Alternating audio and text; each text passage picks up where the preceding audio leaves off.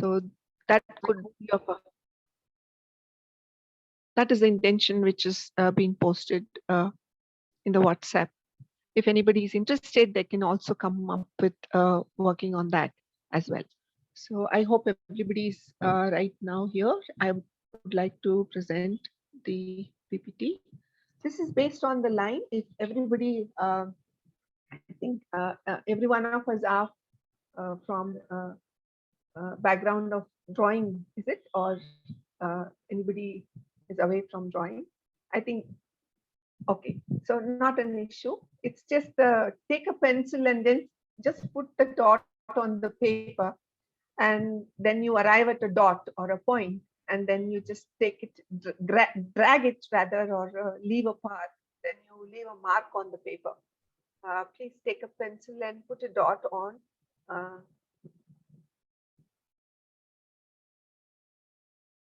And then just drag it to a certain extent, and then you realize that the dot is taking a kind of a path by its own, and that path it's leaving as a mark on the paper.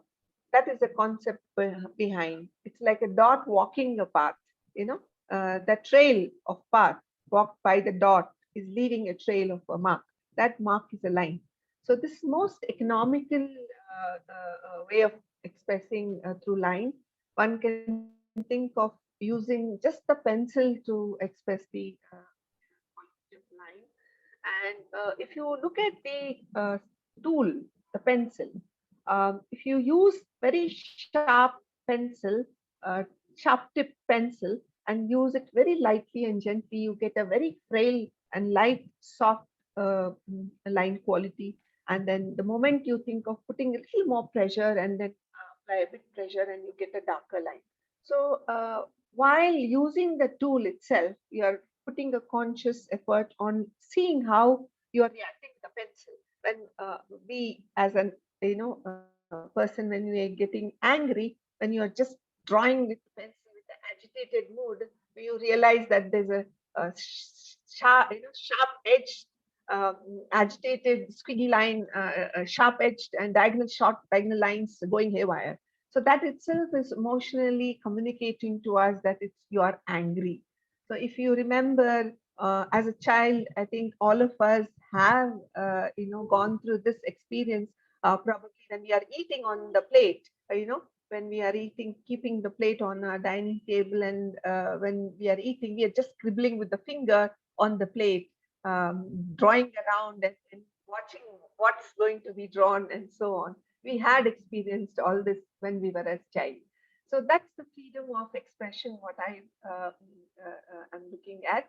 And when you define a line, when you think of looking at line has different dimensions. A line has different kinds of qualities of thicknesses. Let me tell you and relate with your language learning. When you are learning English, when you are learning a particular word and a particular language in a particular language system, we have dialects, how we speak, how we pronunciation, the dialogue, the vernacular expression differs, though the language is the same.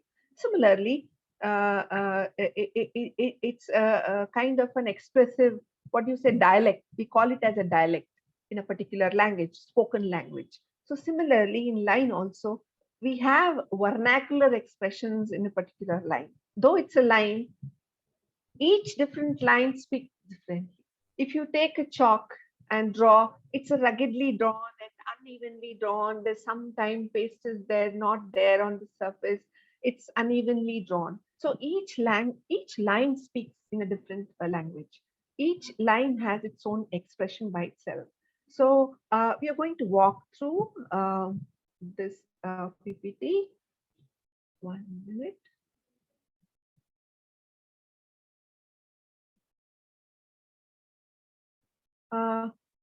Babu గారు disabled అని వస్తుంది, host disabled, participant screening అని వస్తుంది. I know. You do it now. I would like to share the PPT. Yeah, please. Please go ahead. Yeah.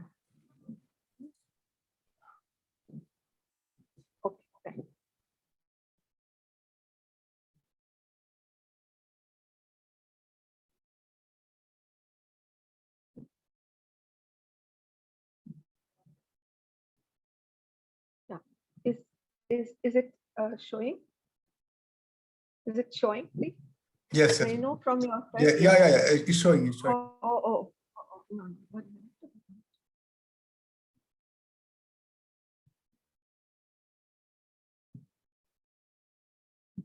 I think. You can make full screen, madam. Yes, yes. 1 minute.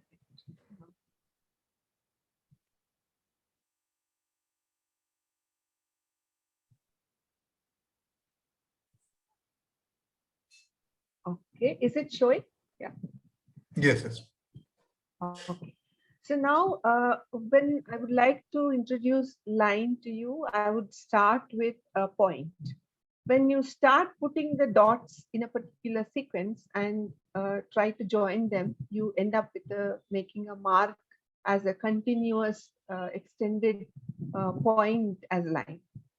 When you look at the definition of the point, it's a unidimensional. And when you look at the line passing by or walking over those points, you continue the path. There's a kind of continuity which is leaving a trail and a mark on the page or a paper. So it could be a line which is drawn over, it could be a line which you see it as a wire in reality, which could be a line which is seen as an outline of a particular form. It could be a real line drawn on paper or implied line, which you don't see it as a drawn line in real life, rather you see it as an implied line.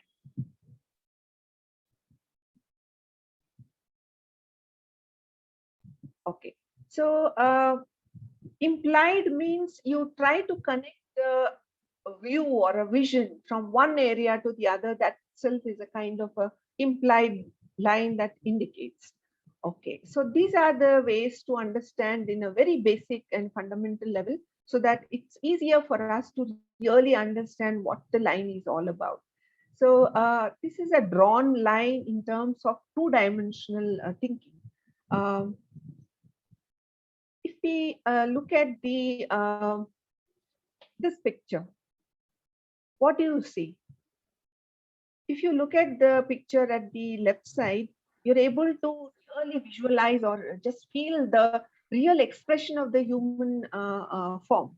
The eye, the nose, the mouth, and the way he's holding his cigar or some tool in the hand.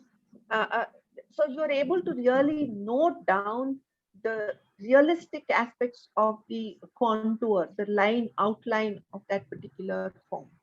So that is a flat field where there are no details. In fact, there are no rendering details of any kind of a portion of the form. But still, we are made to look at the outline because that such way that it's been drawn to make our vision or view so closely to the real life situation. So here we are looking at the positive form rendering, where it's seen as a shape, where a black brush is taken and then drawn in such a careful manner that you are attempting at noting the curves, bends, ups and downs of a particular form in much more detail. Same here towards the right side, we are looking at a pony where the negative portion is playing a greater role than the positive. But when you're looking at the both the images, you realize that negative and positive are equally important, and those two can be considered as equal importance while viewing an image on a particular page, right? We tend to normally ignore that in real life, or when we tend to read an image, we tend to ignore that. This is what the psychology of Gestalt research has said, that negative and positive are equally important. We tend to ignore that. So we need to consider while we are designing any space for that matter. Negative space is all about negative area is normally said as a space. So, how how much, how big, or how small are we going to draw an image in a given area? That is a conscious effort where we need to select appropriate proportion to that particular given space most of the times. So space, shape, line, all together we are able to see as a and here. This is a very horizontally and in a very quiet, and it's giving an impression of a quietness.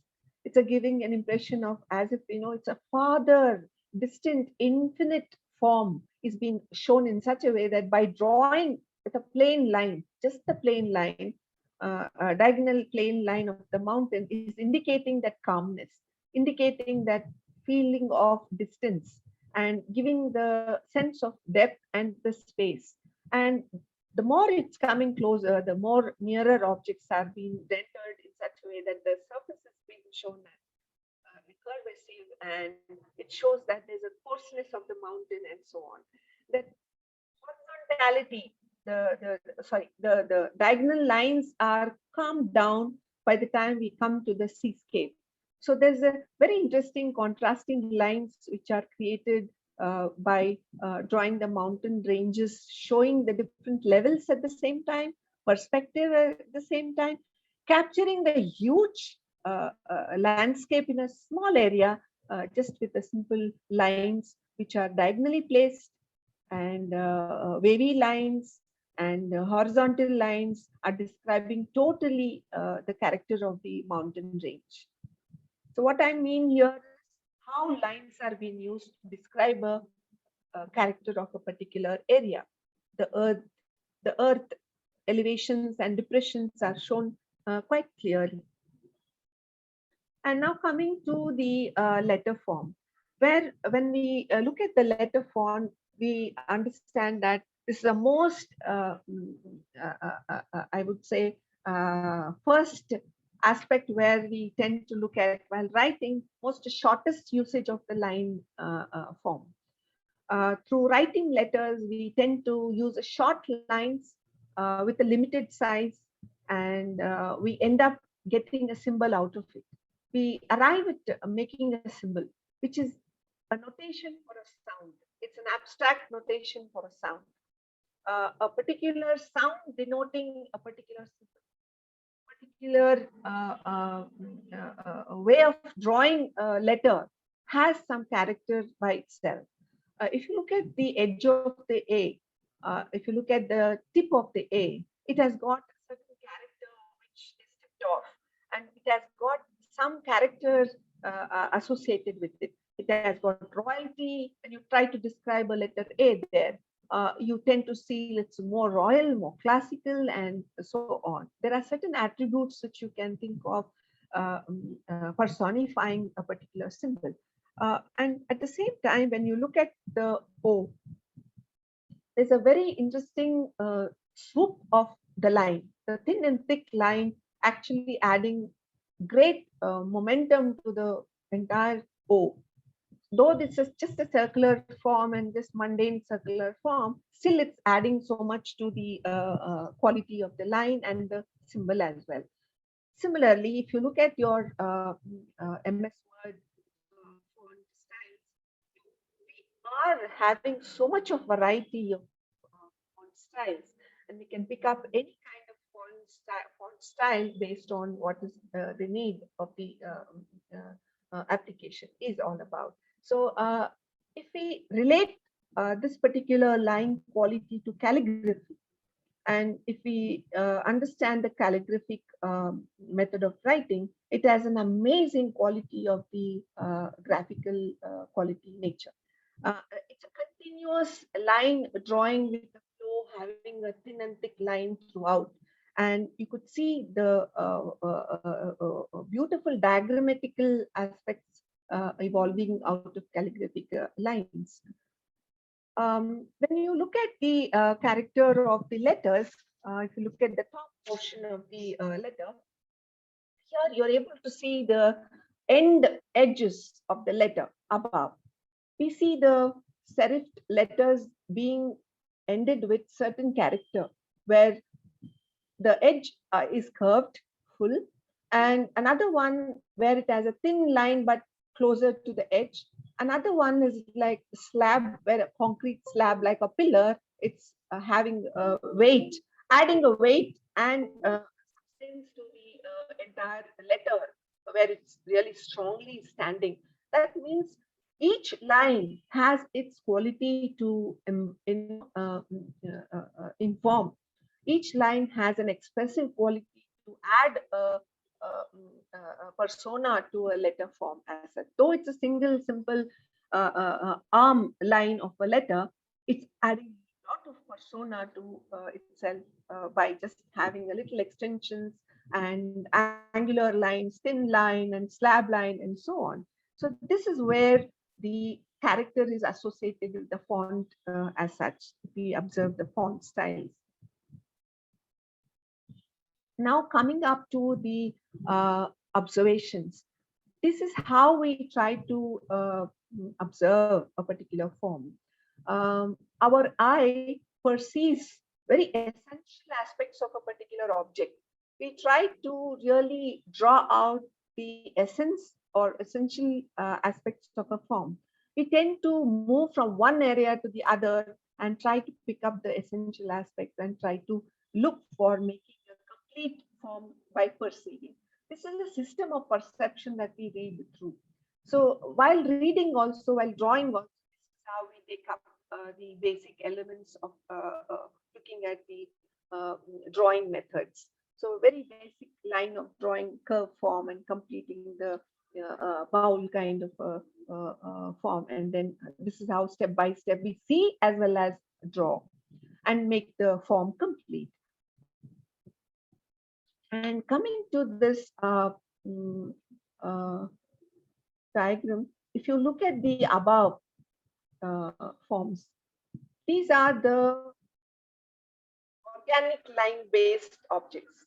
When we tend to pick up the lines, observe lines from them, and then try to use them in a continuous form, try to use them in a continuity, then we end up using abstract lines. We end up coming up with a continuity of bordered frieze lines, where, you know, if you look at the certain architectural forms, if you look at certain border development for ornamentation purpose, these kind of methods are employed.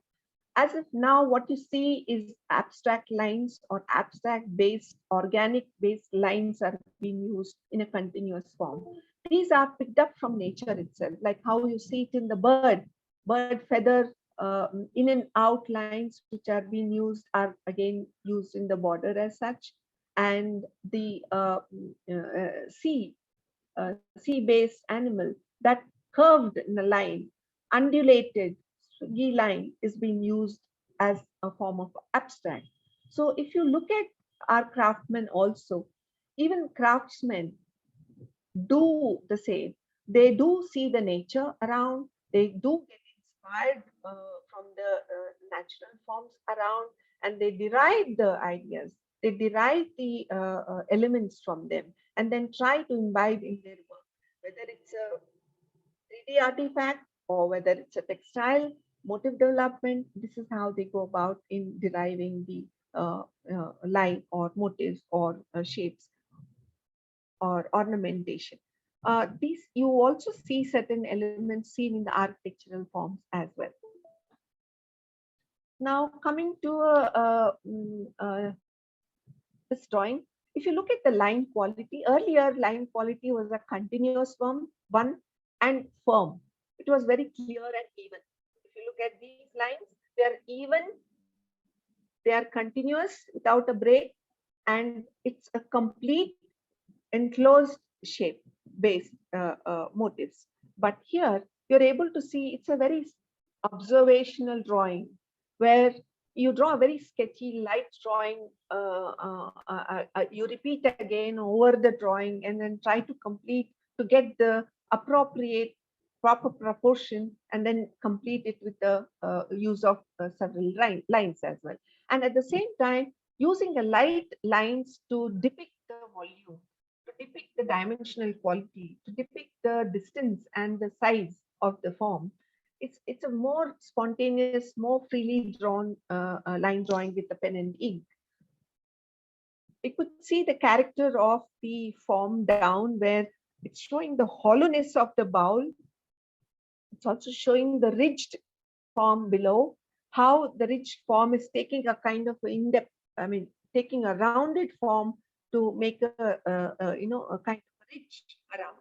And the stand where the birds are stood there, it's a little extended circumference, slab kind circumference where it's shown a flat line. So the line quality which is drawn around is showing that there's a kind of a evenness, a flat surface to be stood for. So the way the line quality used also, even with the simple lines, one can think of describing the form through line. And here you're able to see that uh, the muscle, the muscle blocks are being drawn in a circular slab and mass wise. Each individual muscle area mass are blocked out. Once those blocks are made, and then continuously the outer line can be made as a structure. Those masses, little masses which are connected to one another, gives a kind of a structural link. It gives a kind of a framework. It gives a kind of a how a structure is made out of a kind of a form observed. Once we observe the masses in a separate manner, muscle masses are separately drawn, and then you link it up, and then you come up with a structural understanding as such. It could be any form that you observe can be drawn in this manner. The simple start, which can complete the form itself. This is one of the method that one can employ. And coming to this, if you look at the left side, whether we draw a flower, whether we draw a bird, or whether we draw a leaf, uh, the quality of line where you could see the softness of the petal falling, turning down, the line quality which is drawn there, and the rigid, the firm radial arrangement of the petals diverging from coming from the center. It's showing very clearly. It's strongly stood in the center. Center seed is very clearly shown the corolla, and the just about to open the bud kind but not yet open, how delicately it's trying to open. All those are made to be felt the way the lines are being drawn. That means even the perceiver, the maker, the drawing person also feels the same while observing and drawing. This is where the emotional quotient goes along aligned with while drawing as well. So coming to the other set of drawing, where, as I said earlier in the first slide, where one takes the brush and blocks out the internal details, and then captures the outline in such a detailed manner that you could see the bend, curve, and twist of the leaf, so that you're able to see the character of the leaf very clearly.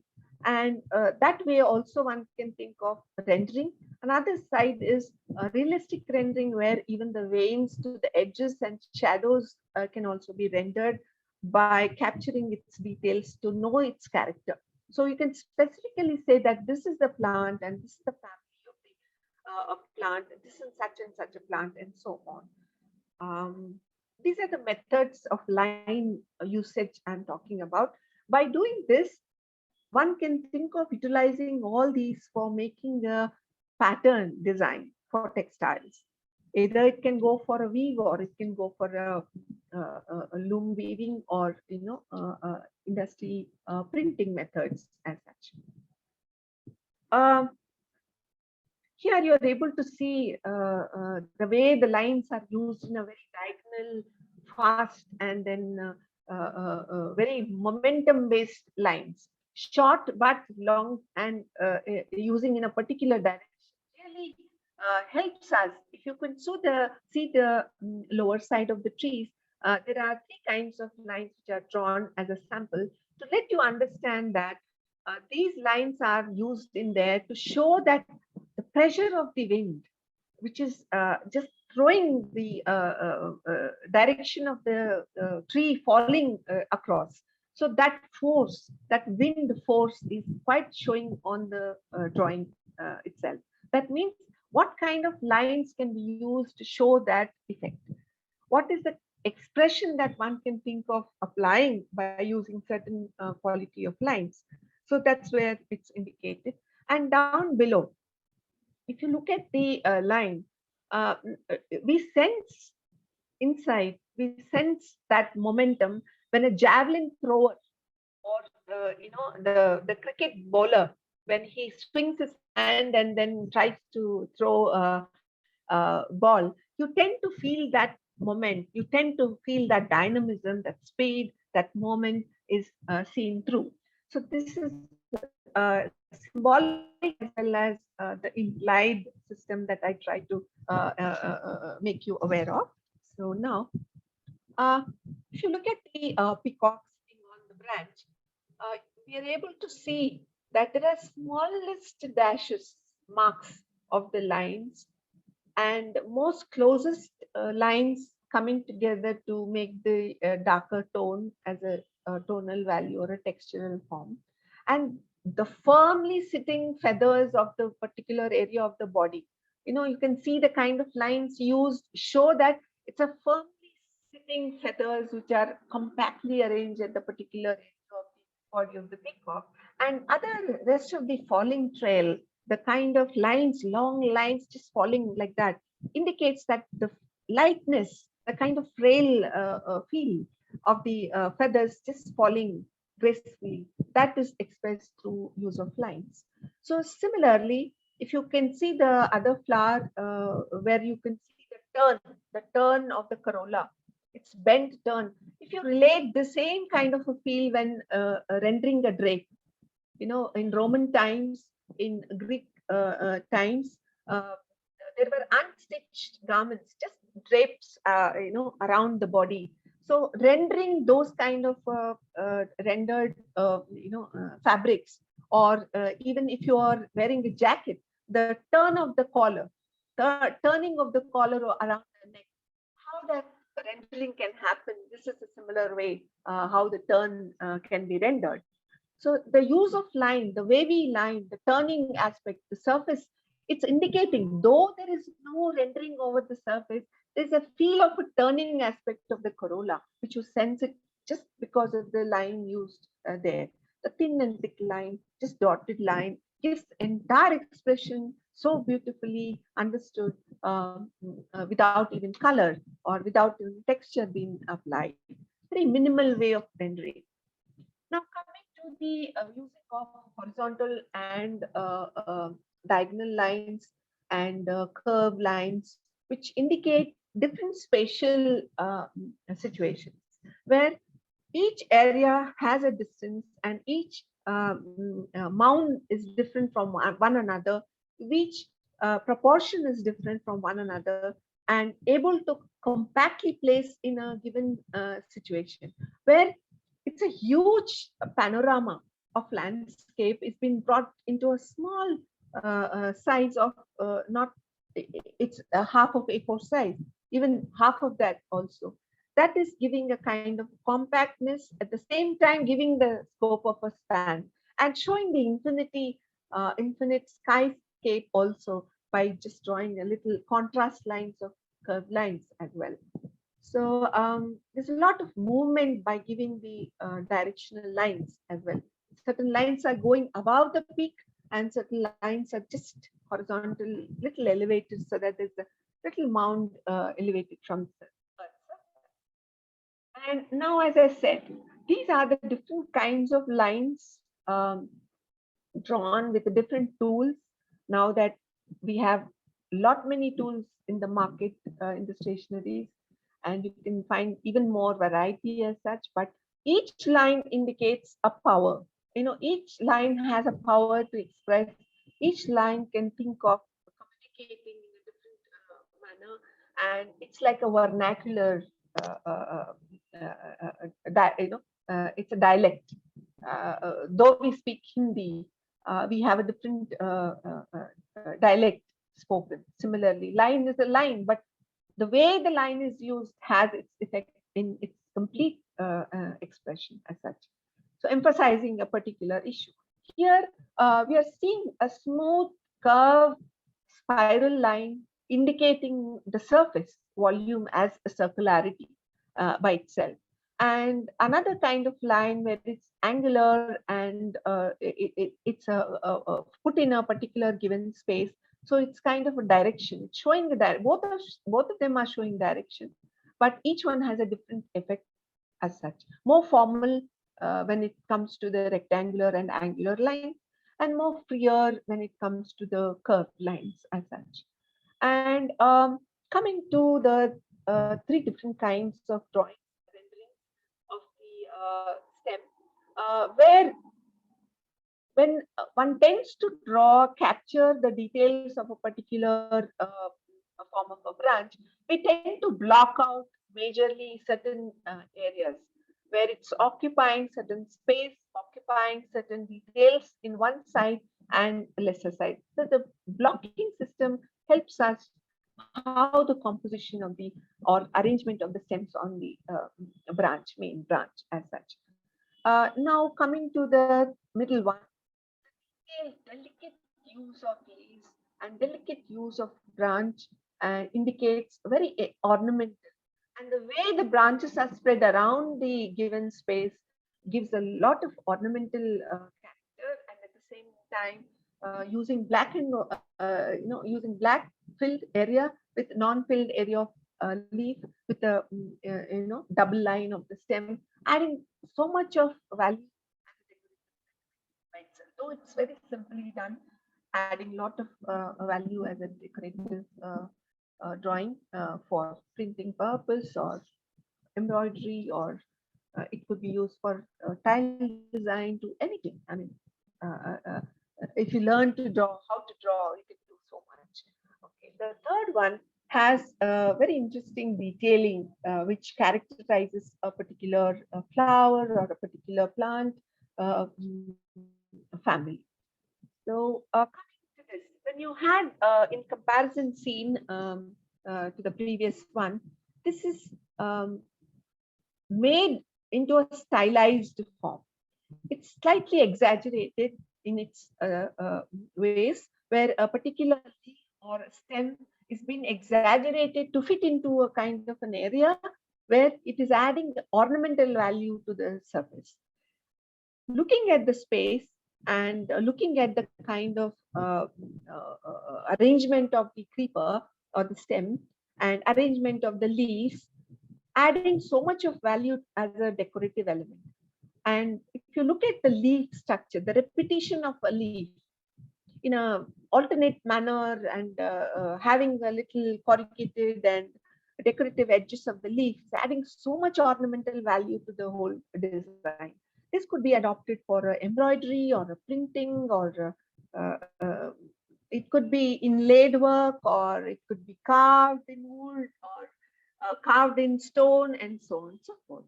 So if you look at these lines, we have a linear line which is a curve, but the moment you repeat it, it has a different notation by itself. So a repetition can happen in terms of reverse as well as mirror image. So this could be a repeat pattern method as well.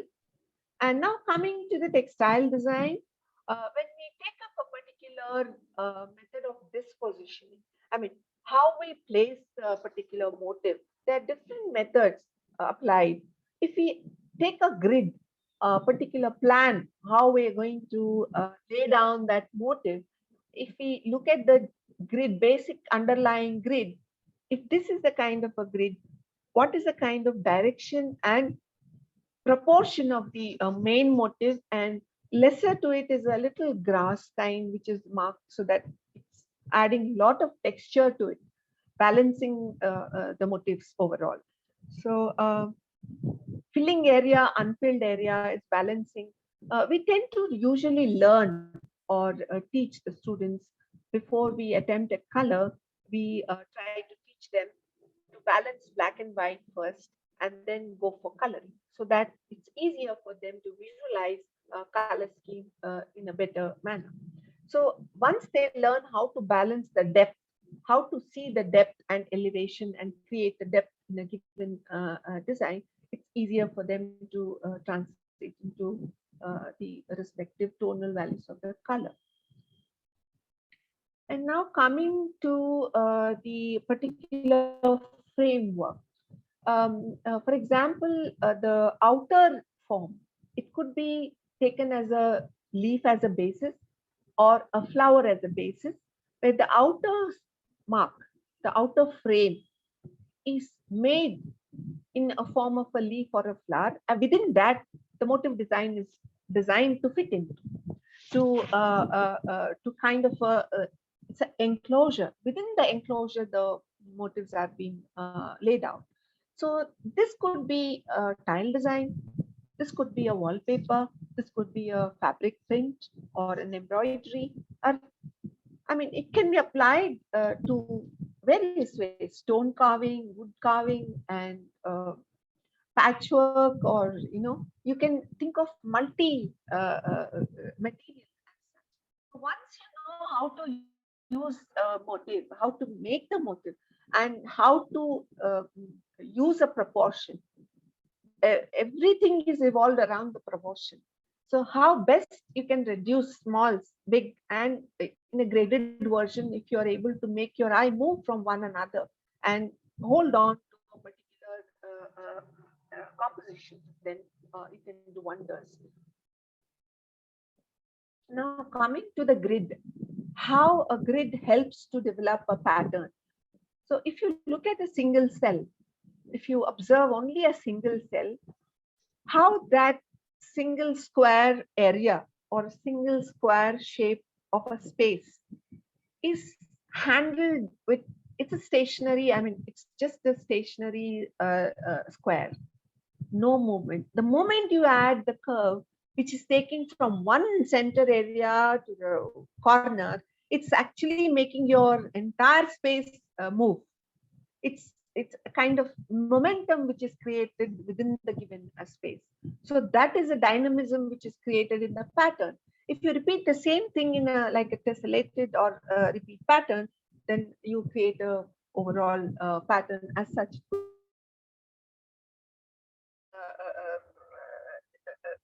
That's material to a wallpaper to furnishing to anything for that matter, right? And I think this is what we tend to take the students to a particular heritage sites and ask them to recognize the pattern. And once they recognize the pattern, what is the underlying grid that one has used, so that they can use the same grid but different design, so that they can really associate themselves that how in reality how that was used in an architectural form, in a structural making, and how they're going to make it in a 2D design or 2D image as such. So this will help them to come up with even the geometrical shapes. Look at the Islamic culture, Islamic architectural motive design. It's infinite kind of patterns that one can see. Here you're able to see, if you look at the left side, if you start looking at from below, there is a little square.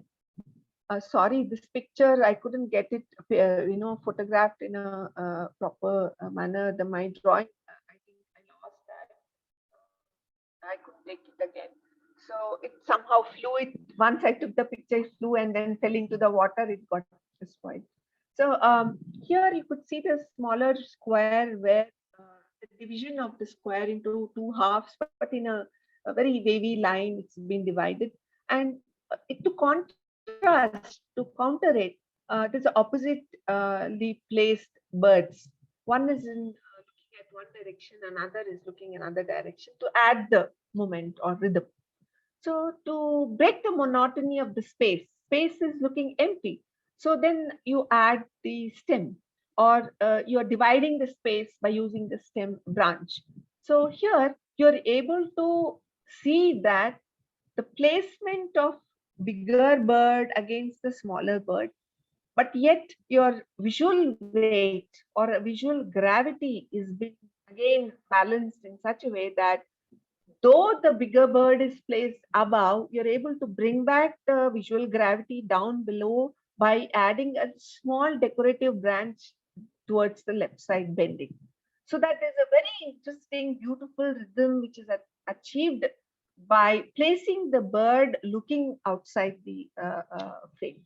So how a rhythm can be used, that's about how the direction of the motive to be placed.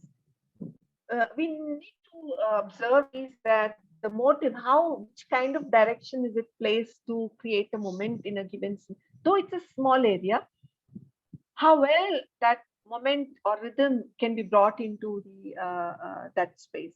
If you look at the anar also, the pomegranate fruit, by using in different opposite directions to break that monotony, two strict striking or contradictory opposite direction, to break that monotony, very thin, leaf, the branch is being delicately used between so that it adds ornamentation. Blocked area and little lesser blocked areas adds so much interest to the whole space. So both the sides are of with having asymmetrical design, and the center one, of course, you can understand that there is a symmetrical composition.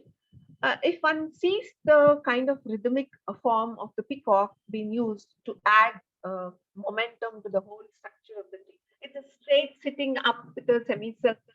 To break that monotony, the curved lines are being used to add the rhythm.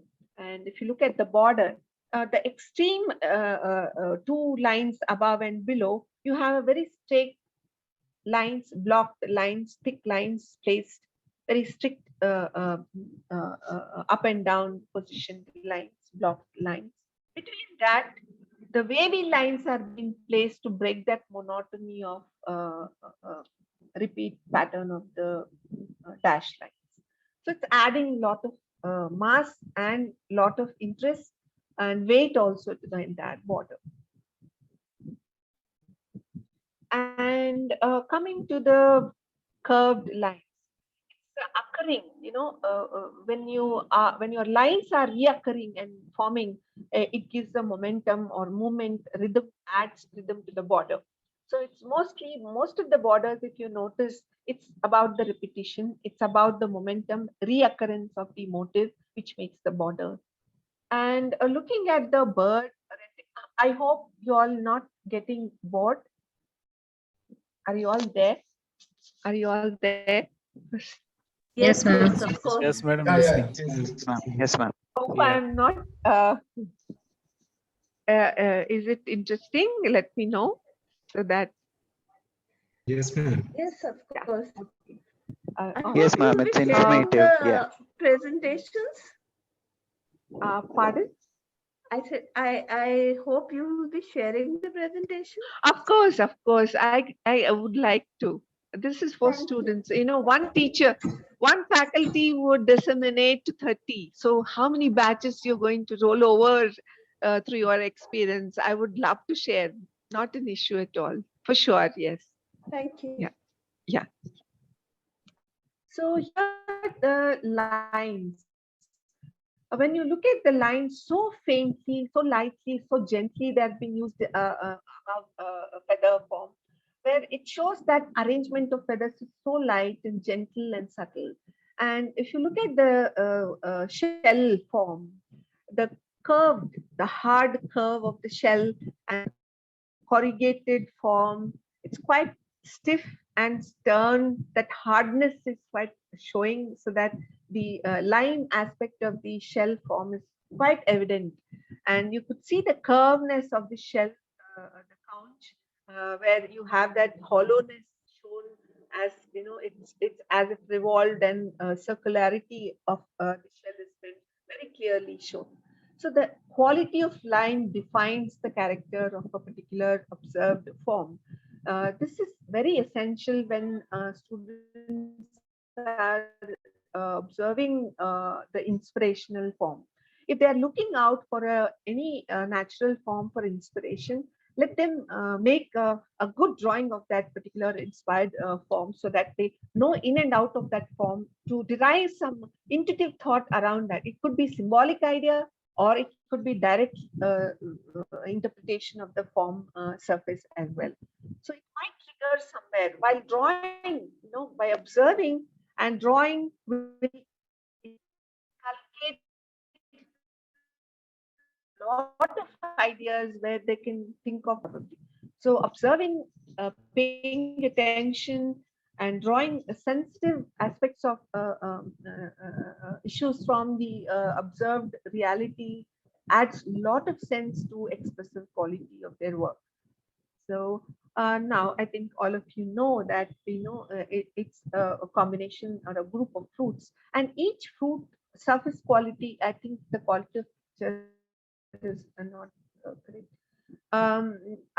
Actually, it was drawn with a rough paper. There was a rough book and drawn a very tiny drawing. It was to take a picture was difficult, and then I tried to enlarge it. It blurred, in fact. So those lines define the surface. And these The illustrations kind of are lines yours? drawn. Yeah, most of them are mine, and some I have taken the pictures from the book. So I'm going to acknowledge that author as well. And this is Beautiful. a small drawing which I made in my sketchbook. It was writing and all that, so it was very tiny, in fact. Um, uh, if you look at and notice the banana, the lines, it's defining the dimensional quality of the banana. And if you look at the orange peel, the orange has that undulated and dips and ups and so on. That character is well rendered. So the kind of marks that you make on the surface, it could be line associated with a dot, it could be short line and a little longer, and those will define the surface nature of a form. So these would definitely help for the students in making a structure later in their period of work. And coming to these three different kinds, in the first one, it's a flat ornamental kind of work which has been done. If you look at the focus area or emphasize, where is the emphasis played? If you look at the first one, the emphasis is played on the layout or the arrangement of the leaves. In which direction of the leaves are being laid out is number one. And the wide areas of the fruit are being, added to break the monotony of that, filled in leaves. And next one, it's fruits that is emphasized, and at the same time the line is being decoratively used. The decorative element, the detailing is more highlighted in the middle one, because of that curvy natured edge of the leaf, and the vein that is drawn is adding a lot of ornamental value to the whole composition. And third one, if you look at it, more emphasis is given at the background. So in here, if you look at the three are quite good. So sometimes when the student comes and asks us, ma'am, unka work bhi acha hai, bol rahe aap, inka bhi acha, bola kaise ho sakta hai? So each one has its own quality. In its own quality, it is right in their context. For that matter, if you look at the last one, if one is really looking at the, let's say, blocking the area and printing the background, yes, of course, that also is a usable design. So when you're looking at the middle one, it is useful for embroidery. And the last one, it is useful for the inlay work or, a carving method. So each one has its context to be, but for what is the way to gauge? Is it the thick, thin line, the proportion, the space left out? Most of the times children, the students think that space chodna galat baat. Everything should be filled in. No, I think we need to be able to tell them that, giving us little space between one shape to the other gives a lot of importance to the shapes. So that it adds a lot of ease to the eye. When you are texting a sentence, we need a space between one word to the other, so that each word is readable, each word has and it has a continuity as well. So similarly, Similarly, in design also, we need a space between one another. We can't just put everything together. There, I think while giving the feedback, we can think of letting them know about it. While drawing a portrait, this is a kind of exercise where how light is important and why the light is important. In which context? In terms of photography, what kind of expression that one needs to show. So based on that, which direction of light plays a role in giving a character to the portrait, or giving a character to the facial expression for that matter, matters a lot for the filmmakers or photography people. So this is a rendering aspect. So this is only the quality of line which can be used for rendering is shown here. The lines used for hair rendering, lines used for shadow or the medium light falling. And where is the emphasis?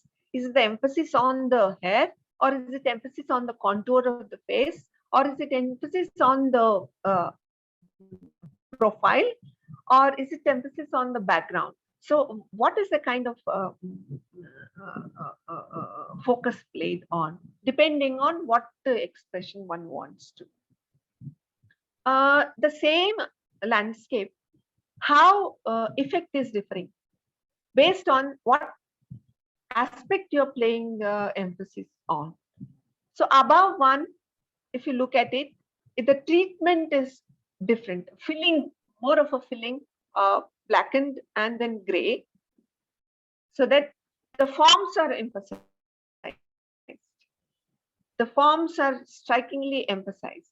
But whereas below, it's about the technique used to show the dimensional quality or the voluminous aspect. So all are in a uniformed manner. So based on what you want to express, the way the lines are being used, picking the right kind of lines to show the textures. And here it's a treatment of the ornamentation or laying out a design in a given small area of a square. How rhythmically one can think of making the place or space interesting in a small square. How best you can think of making it move. When I say students that please, I'm giving you a little square space, then now you make it more lively. But use only a natural form. In that case, they do observe the flower, they do observe the stem, and then exaggerate it, move away from the natural thing. They do draw first the natural stem and the twig. But when they apply to the real, the real image making or textile design making, in that context, what they do is they exaggerate. Now they learn to add certain features which are not there. They move away from the reality, adding exaggeration or simplification to its geometrical equivalence. So below you could see the geometrical equivalence by using small squares. We ask the students to take a graph paper and then use a marker and to fill that shapes, fill that areas to make look like the flower that they have drawn.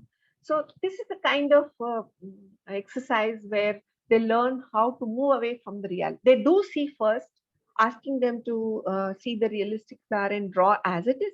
Then, taking the support of this drawing, how do they go about translating, exaggerating the shape or simplification? So this could be used for textile design or wallpaper or furnishing or inlay work or carving wood, porcelain painting, crockery painting. When you look at the brush, each brush has its number, but if you pick up a round brush, which is let's say 4 number or yeah, 4 number is good enough. If you hold the brush closer and using the fill the, once you pick up the pigment, it holds, the pigment holds in the hair, and then you're using the only the tip of the brush and making a small mark with a less pressure, just a touch and leave. So first mark, you get that smallest one. Second mark, you just put the little tip little lesser, little more. You get the two ends. Like that, you change the pressure at every level and you tend to get that mark. So understanding each mark ends up with certain kind of pressure, with certain kind of tip touching over a paper would allow you to give a character to a mark. So that nature, if we can understand while they're learning in VNR or sketching classes, they would be able to capture those, remember those, and use when they are while they are into their disciplines, and come up with the motive design development when they observe the nature. So this is how you can think of asking them to use just the brush, no drawing, no pen, no pencil, nothing, just directly brush can help them to understand how to use the material, how to use the tool, how to be conscious, being concentrating about how much pressure I'm putting, how much I'm putting, landing on the paper, and how much I'm just lifting the brush when all that would be well understood so that they can add that expressive quality to their marks on the paper, getting though realistic, but their own work. It's not that closely realistic, but their own style of work they can think of developing. Now, also, this is one of the books rendering which I thought of making you look at. There is no outline drawn. There's no kind of outer shape contour drawn at all. It's only the mark of the brush, dots, extended lines, blocks, longer lines, thicker line, more of a calligraphy, you can say, or mark, touched and left kind. So if you can explore that tool of brush, it's amazing possibilities that you get. So there is no outline drawn, only through marks, creating textures would show the expressive quality of that delicate feather or skin or fur of the rabbit. And if you look at these two aspects, when you look in the nature, you look back to our art history, we have seen the cubistic era where Cezanne and others have explored quite a bit about how to look at the geometrical forms and relate them to the natural, and then simplify it into respective geometrical figures, geometrical shapes, basic shapes. So when we think of looking at the European architecture, since unfortunately we are losing regional architecture, vernacular architectural character of our places, sadly. But Europe still have retained that vernacular nature of the character of the architectural forms. So I thought of drawing that and then seeing the similarities in the geometrical shapes. So these are the top parts of the architectural forms from different places put together so that there's a kind of alignment to show it, where is the similarities and so on. You could see the cylinder form, conical form, and cuboidal and so on in real life situation in a magnanimous architectural forms. It's a huge edifices where you see these forms in bigger structures in reality. Coming to the poppy seeds, if you look at the right side, how inspiration can be taken from. If you look at the poppy pod, the seeds, the container has a kind of a contained container kind which holds the seeds well, having a kind of a top which has a decorative topi kind. That is so interestingly observed, and then look at the weight still standing with a heavy load and being staying there, and the top just goes like a real upside down flower fallen and so on. That is adding the plain pentagonal form of a pod. Over it you have that nice decorative texturous form inculcate some kind of an enclosure, some dwelling can be seen. So our age-old system of terracotta tiles, how terracotta tiles are laid on to the top to create that covering as a conical form over a structure. So that is the kind of inspiration. And seeing this fruit, the kind of symmetricity, the symmetrical form which is laid, how well the apple seeds are being placed in the symmetrical way. God has really made a beautiful arrangement that way. So observing such kind of things would help students to notice and use it in their own work for that matter. The centrality of the placement of seed, whether you cut it in a half or a quarter or that way, the centrality of the seed is still remaining as a center. So that could be a concept or symbolism aspect can be taken further. And here you're able to see the architecture. In architecture also we see the trails, the borders, the architectural details which run around the edifice. So these are the real life line structures. We see it as a line structure or a border structure for that matter. So we can think of asking students to notice these as line based. It's a running continuous border line where these can be taken as an inspiration used in the textiles. That's what the weavers had been doing. Wherever they're attached to a heritage site, they take the inspiration. That has been the kind of tradition throughout. And asking the students to go to the heritage site and pick up the kind of line qualities in the architecture, just even one element, and then they notice and draw and come back and utilize in the work for that matter. And by noticing such borders, one can think of using these borders as a frame, mirror frame for that matter, photo frame for that matter. And they can think of adding, exaggerating or adding, deleting some elements to suit the situation or a context and make a kind of a product out of it. So this would be one can think of using a heritage site as an example and making them to observe and draw and then create souvenirs for that matter for the tourists. So they can think of developing that way. So this is one of the way to get inspired, show the inspiration to the students. And when a flower falls on the floor, if we visualize that flower in a complete structure, how does that enclosed structure is surrounded with? What is the subtraction that we can do or carve if we take a block of wood, if we take a block of clay, or if we take a block of plaster of Paris, if we take a block of a stone? We need to cut down or delete or subtract some element to get that form.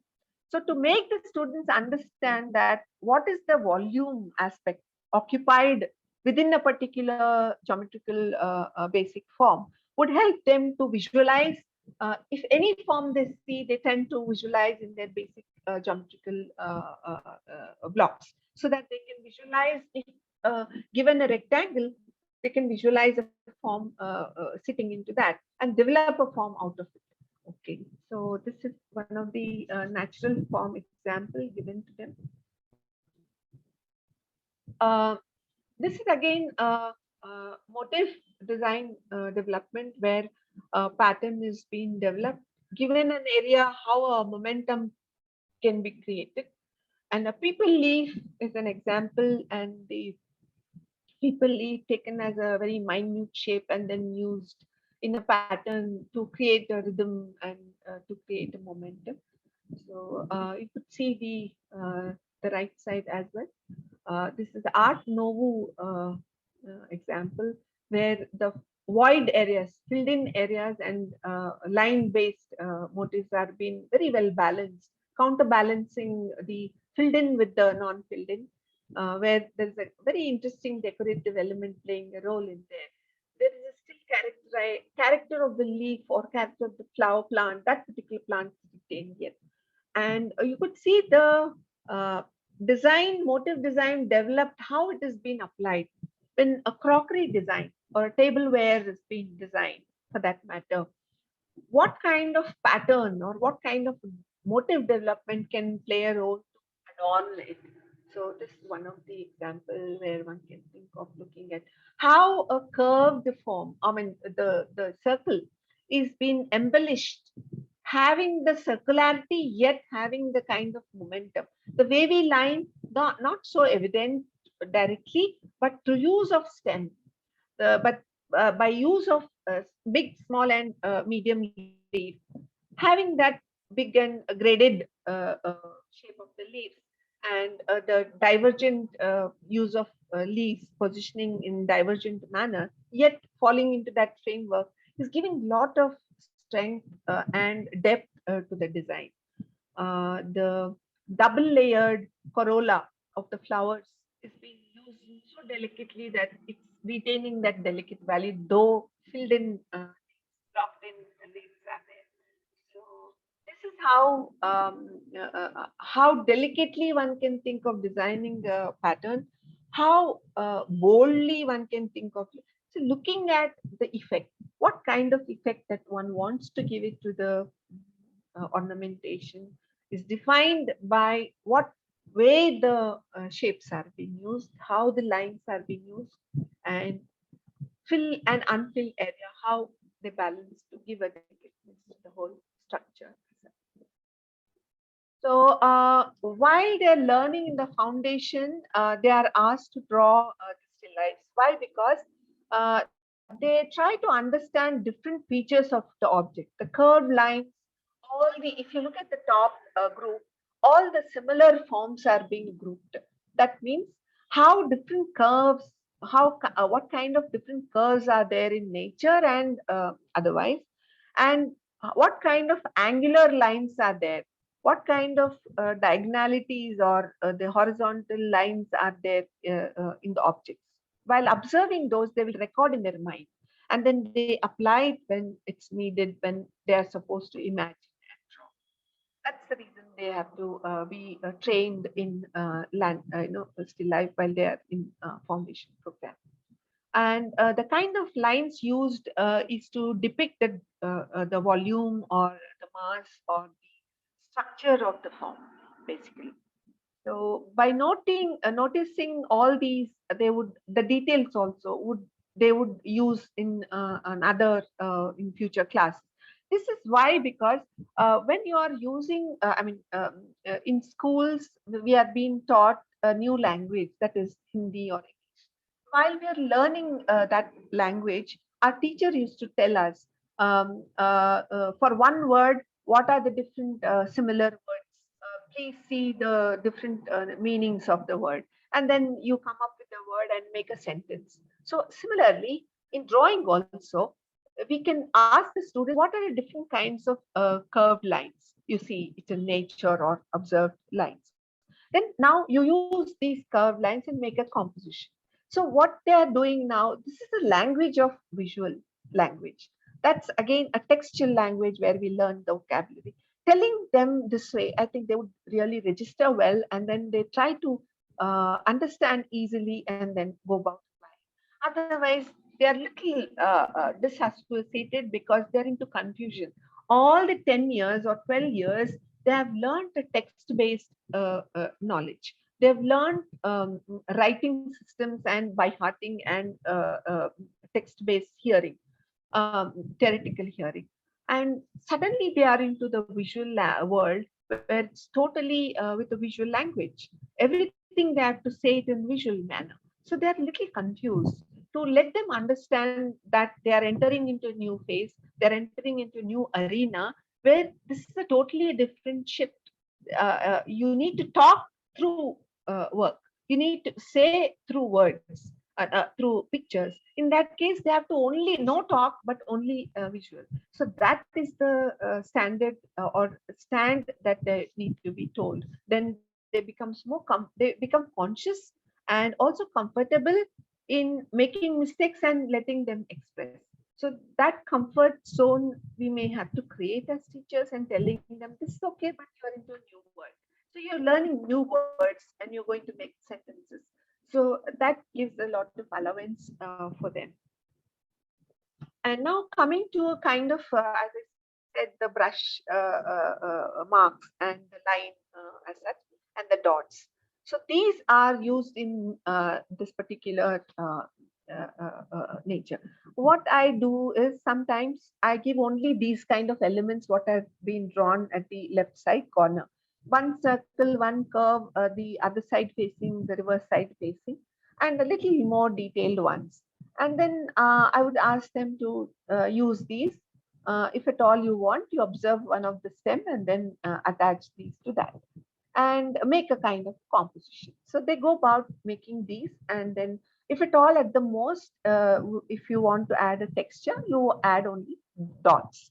So they go about making compositions to come up with the spread of the area. You need to make the space busy.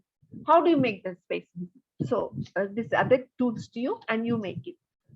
So they tend to compose it and then make it look and live it. So this is one of the exercise that you can think of looking at making a image, I mean form in two-dimensional method. Similes. When we look at the similar things, how to make a form which looks like something which is similar to the nature. So leaves which are associated to the outer structure of the trees. And here, even in our Indian, more towards a European architectural form based. Even in our Indian system, we do have mudras, and the if you look at the names, Meenakshi. Why do we say Meenakshi? The in poets, most of the poets use the similar words, similes. So similarly, in drawing also, we have the similar forms, which are closer to the, which look like, but not the same, but deriving the form out of it. So you could see some of the similarities which you are able to see, bud and the swan and the, seagull and the snake and so on and so forth. So we do see these in poetical system.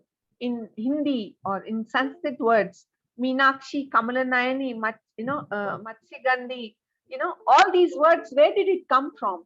Earlier, poets used to really relate our thinking to nature. Similarly, drawings also fall into the similar kind of a thought process.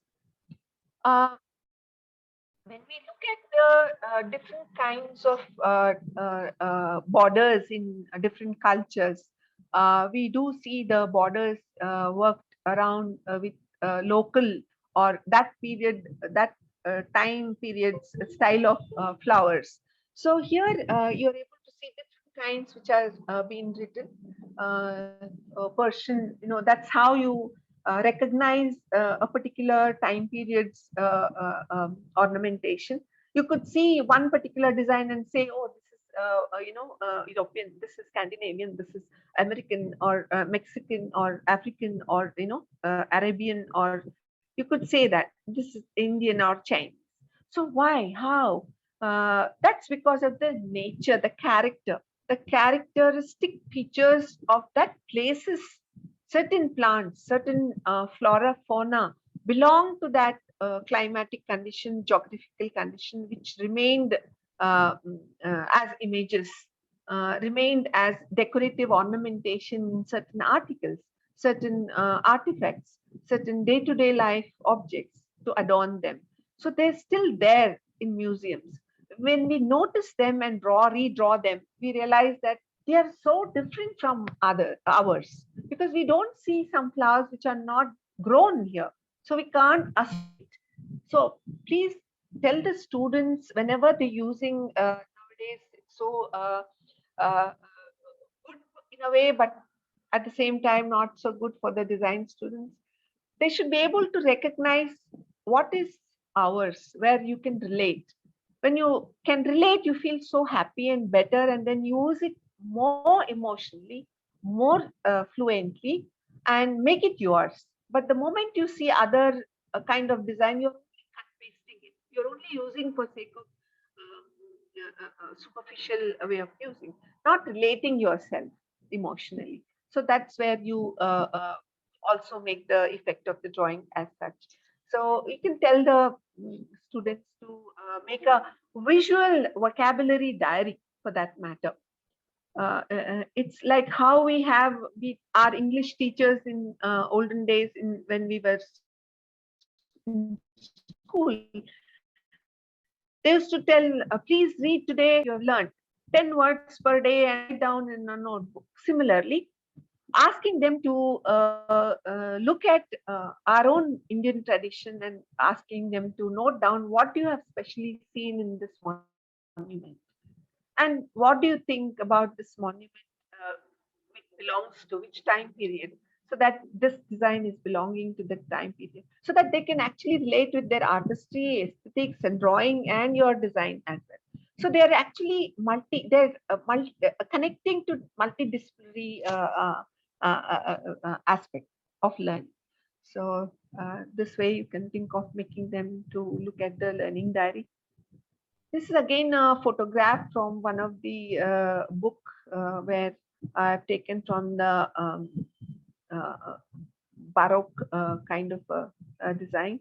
Little later, I mean Art Nouveau and Baroque in between. So there's a very good balance between the reverse. There's a left and right side. They are not similar, but the looks like similar. So there's a kind of equivalent way of disposing. I mean, placing out the pockets of areas which doesn't look the same, but looks like similar.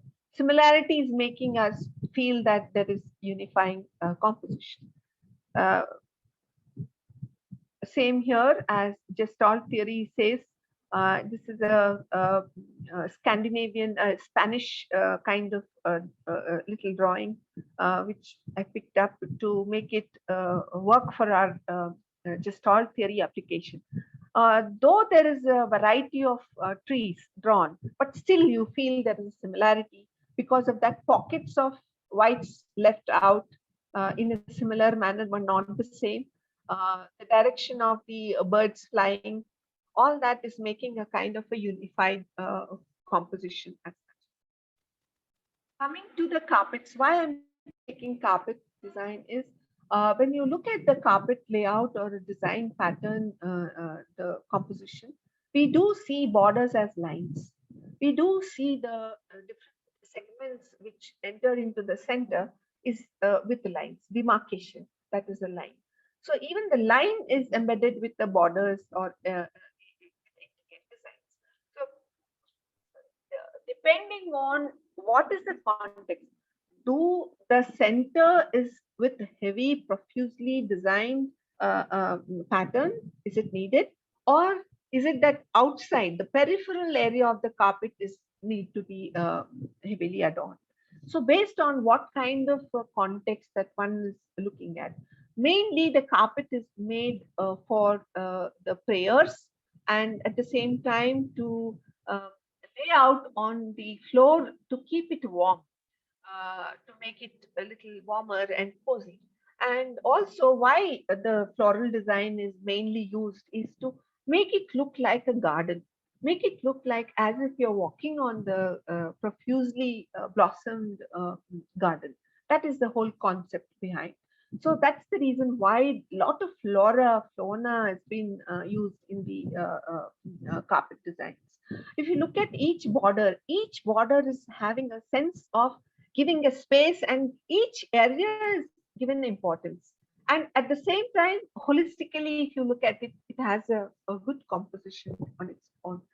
So unity, having the unity with the variety of thickness of lines and borders and so on. So this is a tones that through tones I've shown the importance where the importance is lying, so that the equally the proportion of the motive is set into that framework as such. Uh, as I said, framework. A porcelain plate had to be decorated and adorned with sometimes realistic, sometimes non-realistic and geometric. So how do you combine them? to break the monotony of the state geometrical bordered or geometrical pattern is with the flowy lines, so that there's a monotony broken, and at the same time there's a kind of a lightness added to it. The contrast of lines, use of curved lines against the straight lines, adds so much value to the design. The contrast plays a role in this particular design. Circularity against the geometric lines, and circularity with the wavy lines, and circularity in the center circle, a landscape painting is made. So here you are able to see a certain frame is being laid out. Within a particular frame structure, the composition, the figure is embedded. That means a figure is designed in such a way that it's being fit frame into a particular set of area. This system is applied in architectural forms. This system is used in wooden carving system, and as well as the architectural forms as well. So, however, the complex the living figure is, it's made so simply fit into one single area is by seeing how best rhythmically the form is setting.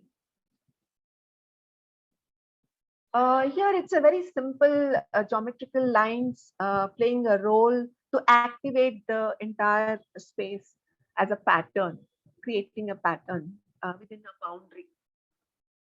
You could see the running flowy ornamental design with the interval of space, a repeat form with alternate design playing a role, where it is useful for textile design as well as otherwise, where it can be applied onto different surfaces as such.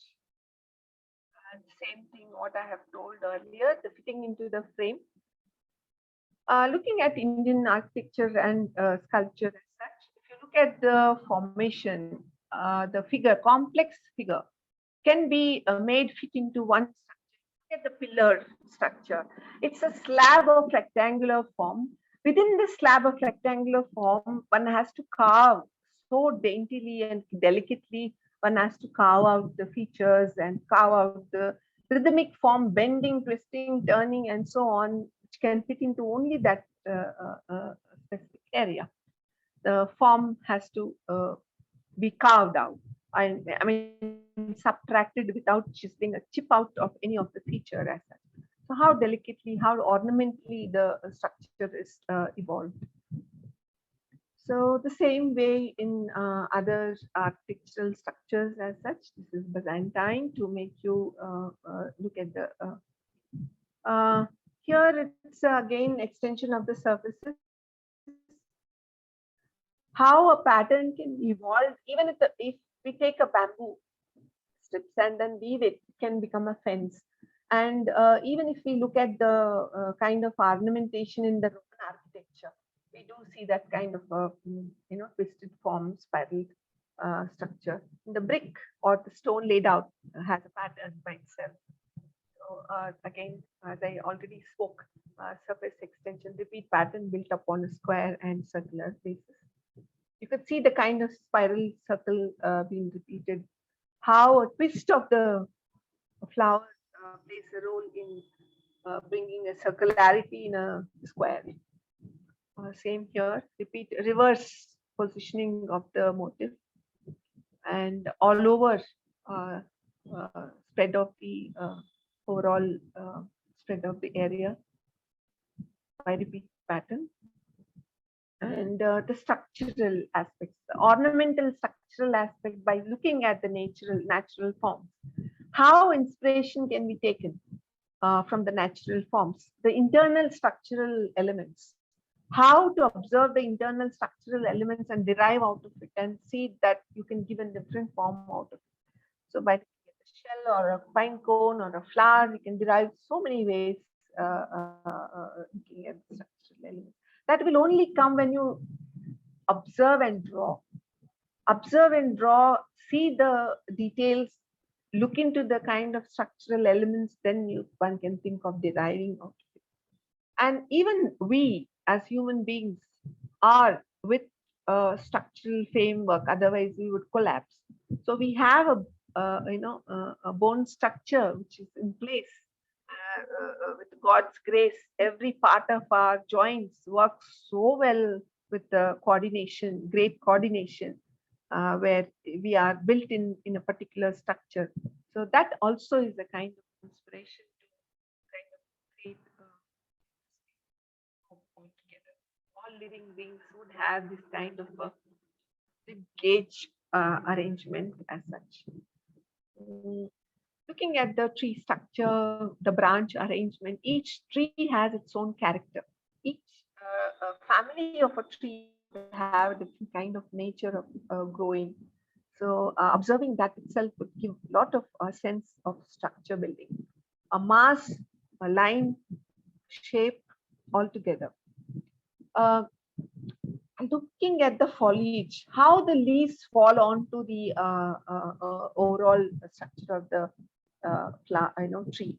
If you look at observe the Indian miniatures for that matter. If you look into the Kangra, if you look into the in Rajasthan and Ragamala paintings, the trees are well adorned, very well detailedly drawn. So foliage is so well observed and drawn with a care that gives the kind of a pattern by itself. So here, this is the kind of method to observe to derive the pattern out of it. So this is a very informal way of sketching a particular area in Europe. This again European architectural repeat pattern, how a wavy pattern or human forms have been well fit into a geometrical shapes. A nature, a very informal way of using lines, how line can depict the violent movement of the waves, how it can be shown the momentum, the fierce force of the movement of the water just by using the lines. That kind of lines, that kind of dashed lines and curved lines helps us to feel that expression of, oh my God, the water is coming, and so on and so forth. And the stillness, still, calm, quiet landscape. And here you could see again three different ways of rendering. One is flat, one is showing kind of a behind wall, another is a volume or a mass. So the way you depict the form gives a kind of expression. Here you are able to see the contrast. Use of fill in and fill out area where the planes are demarcated. And relief in the pattern design. One can use it as a print form or as a carved area. And how a shape or emphasis is given to a particular area by giving line treatment. And again, this is a rendering method, how volume is treated without showing much of a outer line as such. And these are the basic elements which can observe in the architectural interior designs which we tend to see in plaster of Paris or wooden frame structures normally in terms of lines, but in different levels, different curves and twists and turns that can add a lot of character to the outer frame as such. And taking a one element and how using its form to create a border. And again, how to fit into a particular framework and making it more ornamental and decorative. And implied line, as I said, a particular form, when we observe, we take the essential implied line, how the movement of the form is taking the essential line. If you look at the above line, which is drawn at the side, this is how the basic line movement looks like. And you could see the rendering of the flowers. And we could see the foldness or the undulated surface of the mountain range can be seen by use of direction of lines to show the undulation or show the cursive or show the up and down of the hill area. And this is the basic grid. These are the basic grids to be used for the textile designers. You have still more complex, but these are the basics which can be used as a grid line or a guideline to lay down the design pattern. Carpet, which we have already spoken. And this is how tapestry work is done. Why I'm showing this is, again, it's a linear quality which has been used in weaving to get the effect while weaving. And this is again a warp and weft method of weaving. While weaving to get the motive, how warp and weft lines or lines in terms of yarns used to get the elevation of motifs away from the surface, so that it's shown above. Zari, for that matter, in Varanasi or Chennai, and cotton, Coimbatore, and other parts of the country, how the motifs are used on the textiles. So linear, when I'm talking, all this is related to the linear and the flat images, two-dimensional. When it comes to stained glass, even the stained glass imagery is a flat two-dimensional. But the glass is fitted into a kind of metal frame. So how the metal frame is structured, that has been shown here, how the glass is placed, so that we can have an idea how glass is painted. That means each colored glass is laid down separately. Each colored glass is colored while it's blown and then placed. That means what kind of effort, what kind of visualization for that matter must have gone in, what kind of enormous amount of work must have gone into that. So this is how the stained glass, if you look at the Byzantine time, if you look at the Baroque time, all the churches are adorned with glass, stained glass. And Rajasthan, for our country, is known for its stained glass as well. So when it comes to garments, this is how we see lines in the garments as such. When we see the skirt, the gathers can be seen as lines, could be straight or curved and so on. It could be seen as a print or knitwear. When it comes to knitwear, the colored blocks which come into as a line while knitting can play a role to create a horizontality or a broader, to look broader when a thin person wears, gives a kind of illusion that is quite plumpy and so on, to give a illusionistic effect. And the skirt wrapped around, the gathers are seen as a radiating lines. The kind of gradation of the pattern on the side A line gives a kind of a dotted effect. You tend to see gradually, you tend to connect from one point to the other. That's how we visually see. And the flared top, how the gathers are seen, as well as the gradation of the shape goes in. The lines, the skirt, and you can see the texture and layered texture. And next one, you see these kind of lines applied, when applied or seen, implied lines. This is how we tend to see in garments as well. This is the end of it. And effect, how effect can be created by simple using of lines, by exaggerating or creating some ornamental or decorative element by using thin and thick lines and repeated lines.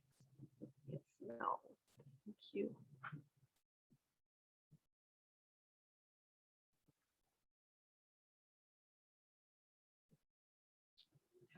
I hope it was quite lengthy today.